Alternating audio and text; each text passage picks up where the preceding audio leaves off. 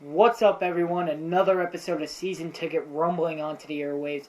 Dan Hooley here, along with my good friend Scott Schaff. Hello. We are without Bernardo Sanchez today. We got a baseball-heavy episode today, as we are now in the shadow of spring training, but there is some football to be talked about before we get into that, and that is Marcus Colston being released by the New Orleans Saints, which a very surprising move because, while he's at that age where the prime is kind of receding on wide receivers, he still put up terrific numbers this year. Yeah, he put up, what, I believe it was 520 yards this year. He had a very good season, obviously a very storied career, the highest receiving total by any Saints player ever. So there's that. I know the Saints were bad for a long time, but Colston put up numbers. He had Drew Brees throwing to him. He's only 32, so I mean he's still relatively young. He was going to be paid a lot of money this season, so clearly they were like, nope, we got Willie. Get the fuck out of here. we got Willie Snead now. They also have Brandon Cooks, guys that can light it up from the outside. So hopefully, and Drew Brees can make anyone into a wide receiver in that respect. So yeah, quite honestly. So Colston, you're going to find a nice place. If I'm going to predict right now, since let's just do some predictions. I'm going to say Patriots because why wouldn't you want to go to the Patriots? And the Patriots need wide receivers. They always do because honestly, everyone gets hurt on the Patriots, but it doesn't seem to matter. And, Tom Brady's just going to be like, I swear to God, Tom Brady could just have Gronk as the only receiver, and they'll still make the fucking playoffs because they're the Patriots, and they, like, half their team could die in a plane crash, and they'll still just make it to the Super Bowl. As long as they have Brady, and even sometimes without Brady. So exactly. It's But still talking Saints, not a big loss for them, but it is surprising because he's been with them for a while. So. Yeah, I think so. Yeah, well, I mean, I don't think so. I know there are facts. He's been there a while. Yeah, he's been there all of his career. Obviously, Leeds, Yeah, this is the first career change for him, isn't it? Yeah, exactly. Drafted by them, came up through their system. System. I mean, football is directly the NFL. Yeah. But, I don't know. Marquise Colston, I knew him growing up. Well, I didn't know him growing up. I knew him growing up. Me and him play poker every Thursday. Yeah, the age difference, forget about that. But no, I like him. He's a good player. I'd like to see him on a good team sometime.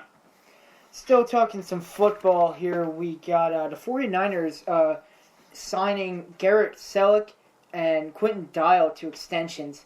Chip Kelly just likes the Selleck family, I guess. Yeah, apparently. I mean, he played with, he didn't play with, but he coached Brent Selleck over in the Eagles organization, and now he's like, you know what, you have a brother, let me just sign your brother.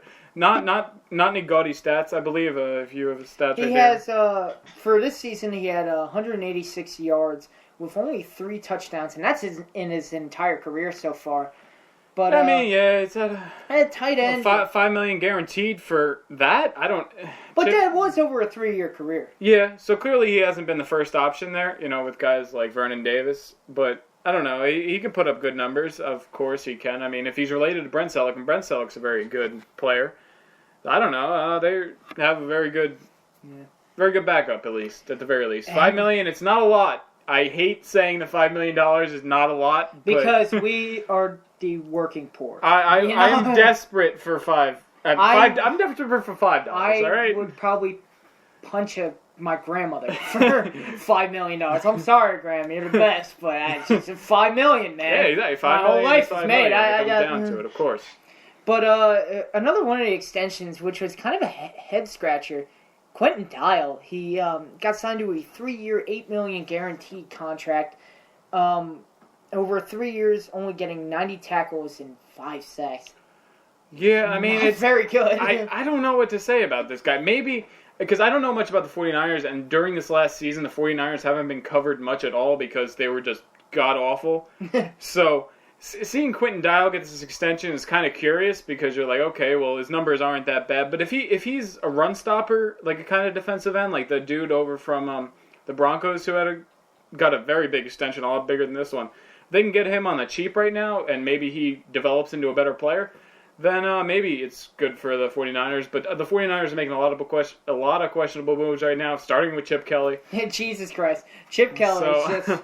You would think with the Eagles, he would learn, like, maybe I got to rethink what the hell I do with these teams. Yeah, but I don't know. Quentin Dial, hope you have a good career, but I have nothing. I'm not saying that, Chip Kelly, he's an interesting character, all right. If he's going to do anything with anyone, it's going to be with Kaepernick, so it's... Yeah, and I still I could still see a few 49er fans like stroking a picture of Jim Harbaugh as they see him succeed at Michigan State. Yeah, well, Michigan, not Michigan State. Oh, it's Michigan? Yeah. Whoops. That's a mistake on my part. All right, so now into baseball. Yeah, now we got a lot of baseball to be talking. Just a short update on Gallardo. We had talked about him on Monday, the starting pitcher that was given. He was signed. It was originally 3 years, $35 million with the Orioles, but then they found something wrong with his physical, or so they said. The Orioles are kind of sketchy with that because they've had a lot of issues with physicals lately, and I'm like, either your medical team is by far superior, or you just don't want to pay these guys. So what it seems like is that he had a shoulder issue, and then so Gallardo was like, all right, I'll take 2 years, $22 million, but there's a club option for a third year, which would take him right about to the $35 million he was going to get. So I don't know. It's going to be Gallardo is going to be a good player, solid pitcher. He's been for his whole career, 3.42 ERA. That's solid numbers. Exactly, especially for a starting pitcher. Yeah, I like Gallardo. I would take Gallardo on my team anytime, except my favorite team's the Mets, and we don't need a guy like that. Exactly. That's all that matters. No, but Gallardo. Hope he did good this year with the Orioles. We have a big story to talk about. This actually developed over the day.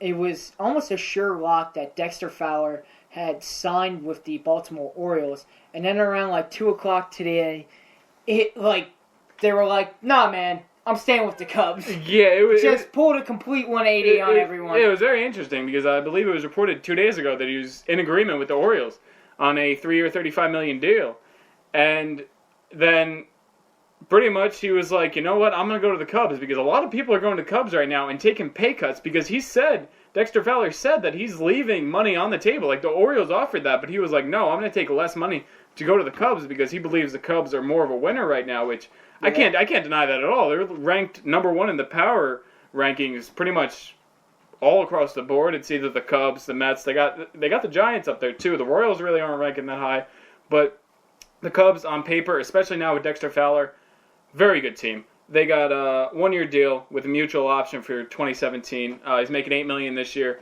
It's going to be $9 million next year if they both agree, but I highly doubt that because the next year's free agent class isn't going to be as thick. Get the dick out your mouth, son. as thick as it is this year. So hopefully Dexter Fowler can get more money next year. Because honestly, go over his numbers right now because I'm really mad. I'm really mad. Season-wise, I just got lost there.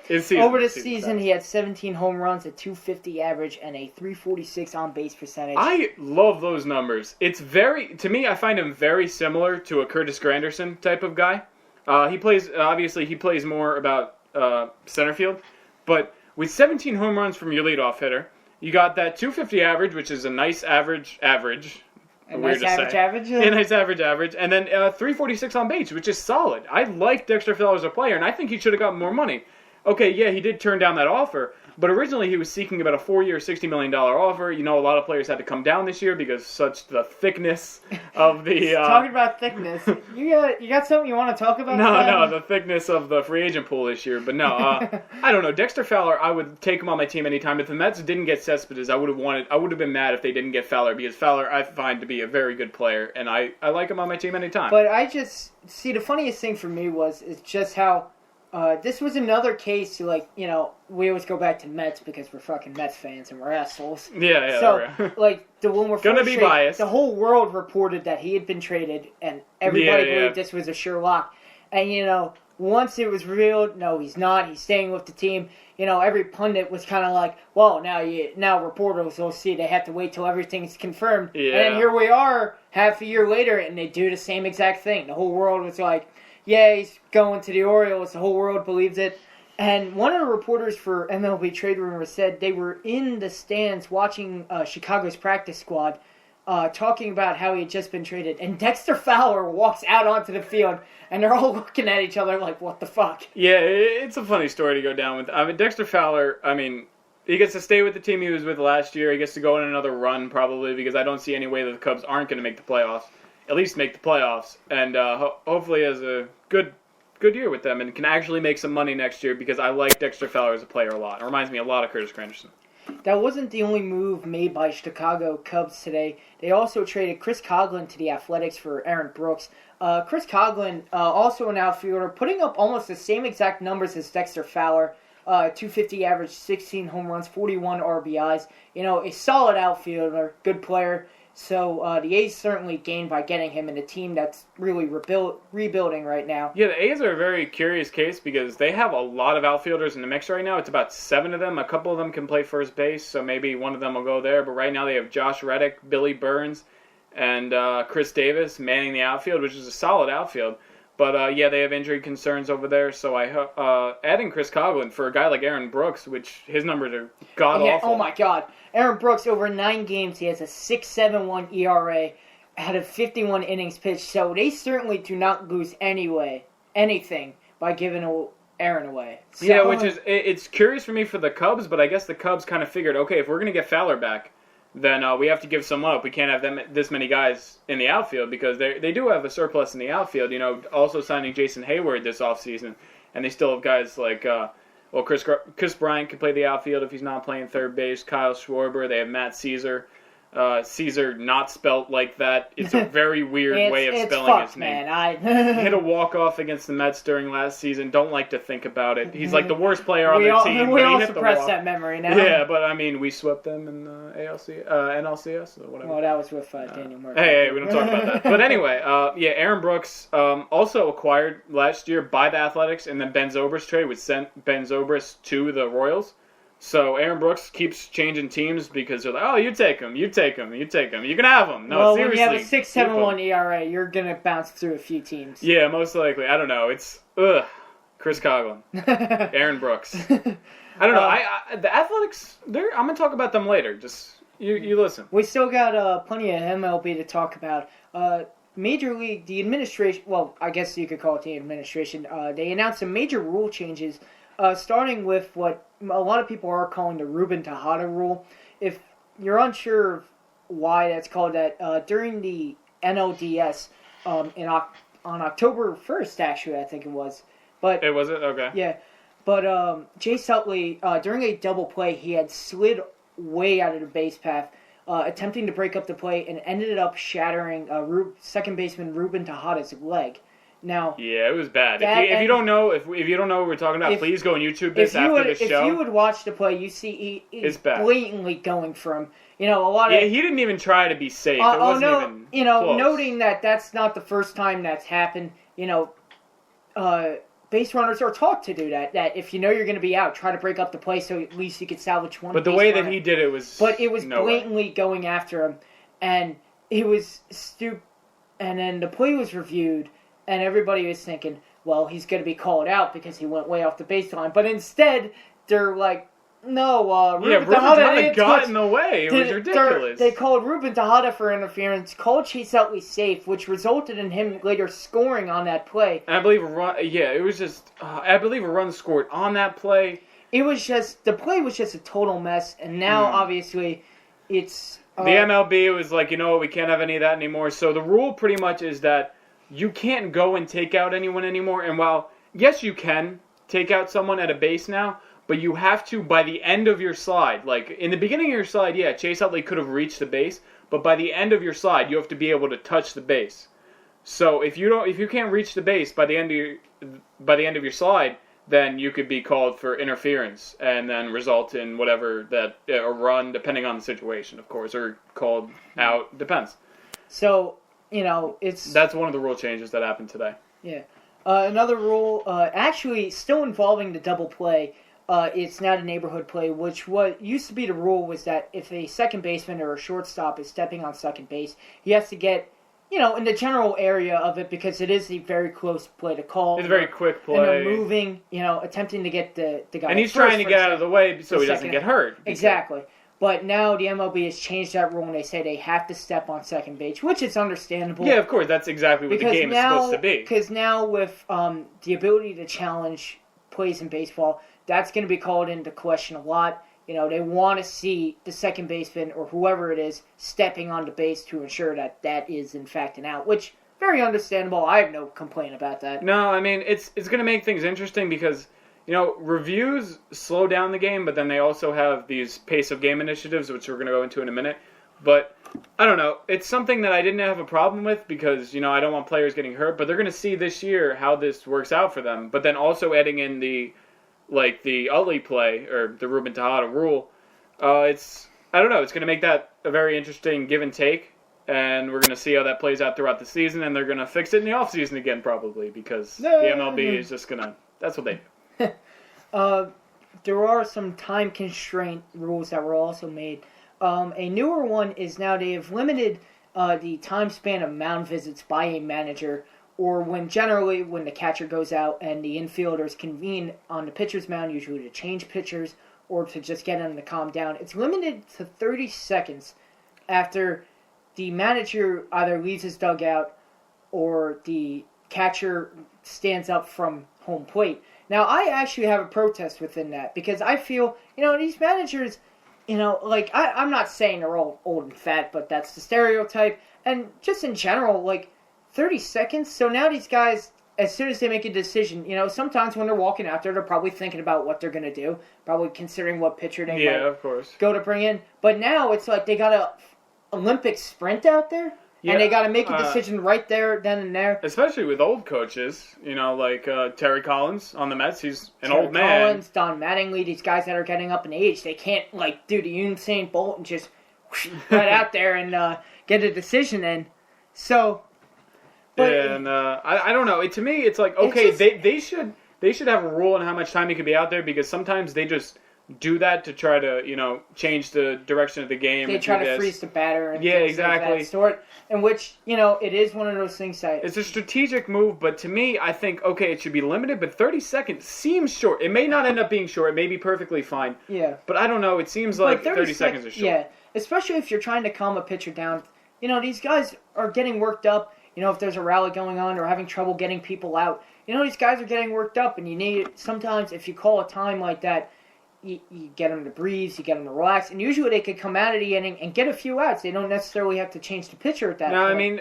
But now at 30 seconds, it may just give them a second, it may throw them off even. Yeah, I don't know exactly how this is going to work out for the game. No one really does, but 30 seconds, to me, if they said a minute, I would be okay with that. I think a minute is perfectly enough time because maybe 20 seconds to walk out to the mound from the dugout, right? Because they're going to time it in the ballpark, they're going to time it as soon as the manager leaves the dugout, which to me, okay, I think they should make it 30 seconds from when he gets to the mound. Because that seems fair to me. That would make a lot of sense. Because if it's not something where they're just changing a pitcher, because when they're changing a pitcher, okay, there's no reason for him to be out there that long. But if he's just trying to calm his pitcher down, maybe they should have a limit to the amount of visits you can have. But this doesn't do that. This just makes it so it's 30 seconds. So to me, I don't really understand it. Then again, it is still... it's before the season's even started. It's before spring training. Yeah, so who knows how it's going to work out. So we're going to see how it plays out this season. The final rule change came after the first time constraint instituted last year. It was, 2 minutes and 30 seconds? For between innings. For national games, for nationally televised games, it used to be 2 minutes and 45 seconds in between innings. Now it's down to 2 minutes and 25 seconds. And for locally televised games, it is, I'm just going to... Sorry about this. Ooh, there goes our viewers. No, it's gone.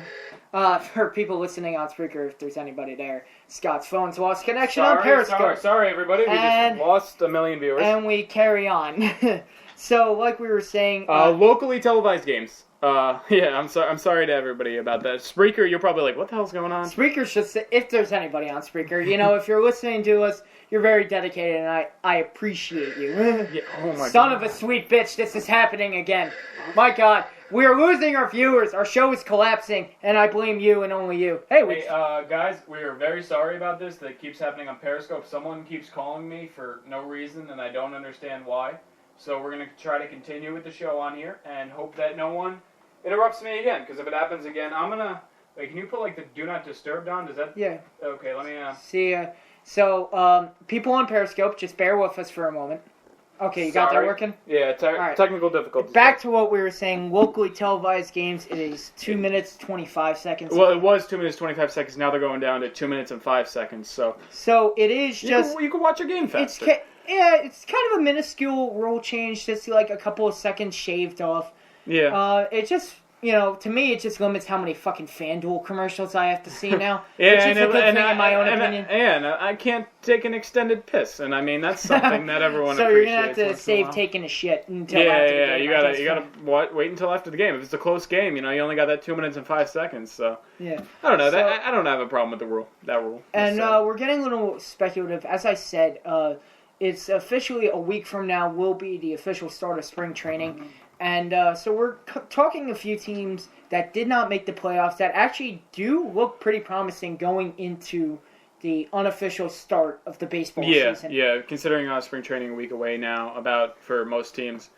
There are teams that didn't make the playoffs. Some teams we have listed here are the Detroit Tigers, a team which always seems to get far into the playoffs and never get there. Yeah, last year not even making the playoffs because they didn't really have a great team, but they've signed some guys in this offseason. They got Zimmerman, so Jordan Zimmerman, definitely a solid pitcher. They still have J.D. Martinez in the outfield. They still have Miguel Cabrera. Whenever you have Miguel Cabrera, you're a threat. I mean, it's kind of like the Angels. The Angels still have Albert Pujols and Mike Trout, so while I'm not picking them to make the playoffs this year, they're always going to be a threat to win some games because those guys are ridiculous. You can't go with those guys. So definitely, Tigers are going to be interesting to watch this year. They got like Nick Castellanos over there, and then they lost Alex Avila, but they have the new catcher James McCann, who had a very decent rookie year last year, and I think that the Tigers could easily make the playoffs this year. Definitely something to keep. I don't know if they're going to win the division because the Royals are an impressive team. Holy shit! After watching that World Series last year, it's kind of hard to root against them. Well, bet against them. Sorry. Exactly.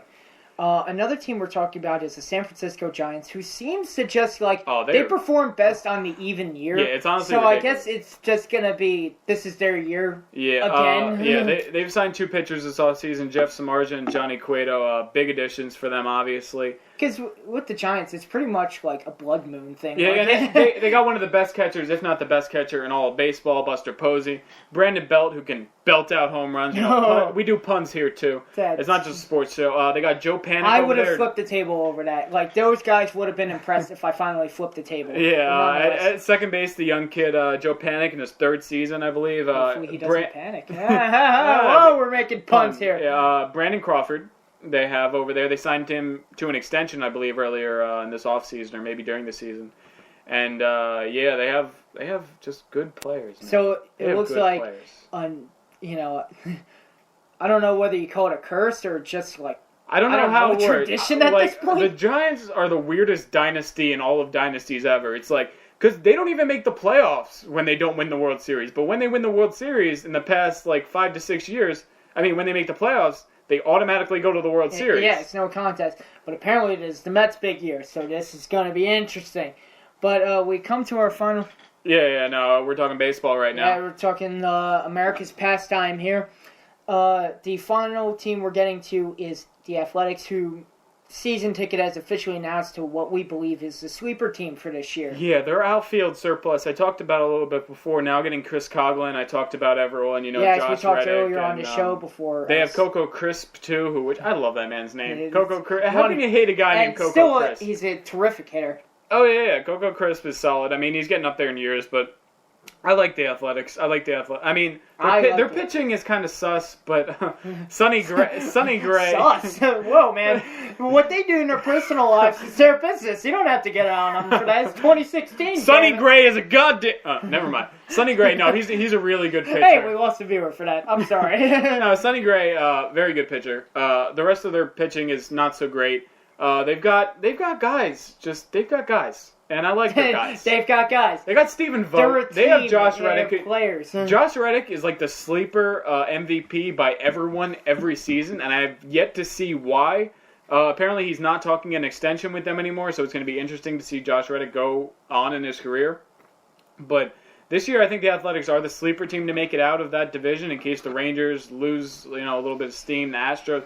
I don't know. I can see the Athletics winning some games this year, definitely not being as horrible as they were last year when they had to trade away half their guys. And, I don't know. That did give us your assessment. And but those are the main 3 teams. I do want to mention 3 other teams actually. The Nationals, because I'm a Mets fan, biased. I don't think they have a chance.